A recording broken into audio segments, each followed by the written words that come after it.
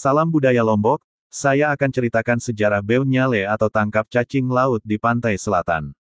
Pada zaman dahulu, di pantai selatan Pulau Lombok terdapat sebuah kerajaan yang bernama Tonjang Beru.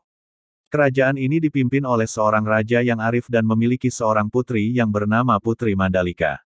Putri Mandalika terkenal dengan parasnya yang cantik, matanya yang jelita, dan rambutnya yang bagaikan mayang terurai.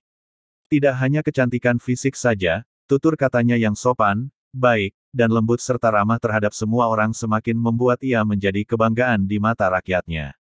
Karena kecantikan itulah Putri Mandalika mampu memikat hati seluruh pemuda di belahan bumi Pulau Lombok. Seluruh pangeran dari berbagai kerajaan berdatangan untuk melamar sang putri. Tak hanya itu, para pemuda dari rakyat biasa pun berlomba-lomba untuk mendapatkan cintanya. Namun, tak satu pun di antara mereka yang diterima lamarannya. Karena kekecewaan para pangeran dengan keputusan Putri Mandalika, membuat mereka untuk melakukan berbagai cara agar sang putri memilih satu di antara mereka. Mulai dari sayembara, hingga melakukan peperangan, maka tak heran banyak permusuhan yang terjadi. Setelah sekian lama sang putri terjebak dalam pilihan yang berat, ia telah membuat suatu keputusan. Ia tidak mau melihat perpecahan di bumi tempat kelahiran yang ia cintai itu.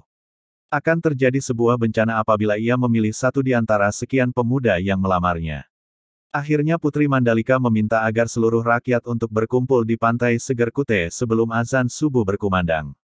Akhirnya pada saat itu para pemuda yang ingin meminangnya berbondong-bondong berdatangan ke tempat itu, tak terlupakan pula seluruh rakyat yang mengagung-agungkan dirinya tersebut. Mulai dari orang tua, dewasa, bahkan anak kecil berdatangan seraya ingin tahu siapa gerangan yang memikat hati sang putri dan tentu saja yang ia pilih menjadi suaminya. Setelah semua tamu undangan berkumpul, semua rakyat terkejut dan lega seakan menjadi obat dahaga bagi mereka karena kedatangan Putri Mandalika yang diiringi oleh para prajurit. Seluruh rakyat senang karena sang putri menepati janjinya. Akhirnya di tempat yang gelap dan hanya diterangi oleh cahaya bulan tersebut Putri Mandalika mengumumkan keputusannya. Dengan pidato yang singkat dan jelas ia menyampaikan bahwa tidak lain seperti impiannya, sang putri hanya ingin melihat ketentraman tumbuh di atas bumi Pulau Lombok antar sesama manusia. Oleh karena itu sang putri mengajak seluruh rakyat untuk menjunjung tinggi nilai persatuan dan kesatuan tanpa adanya perselisihan yang merusak keharmonisan dan hubungan kekeluargaan. Oleh karena itulah aku memutuskan diriku untuk kalian semua. Aku akan menerima semua lamaran dan memberikan seluruh perhatian dan cintaku untuk semua orang, ucap sang putri dengan suara lantang di tengah derasnya suara ombak. Mendengar ucapan Putri Mandalika tadi, tentu saja membuat seluruh rakyat yang ada di sana kebingungan dan tak mengerti akan apa yang dimaksud dan bagaimana bisa ia menerima semua lamaran. Semua saling berpandangan dan suara bisikan-bisikan kecil terdengar. Kemudian sang putri melanjutkan bicaranya, "Wahai ayahanda dan ibunda serta seluruh rakyat negeri Tonjang Beru yang aku cintai.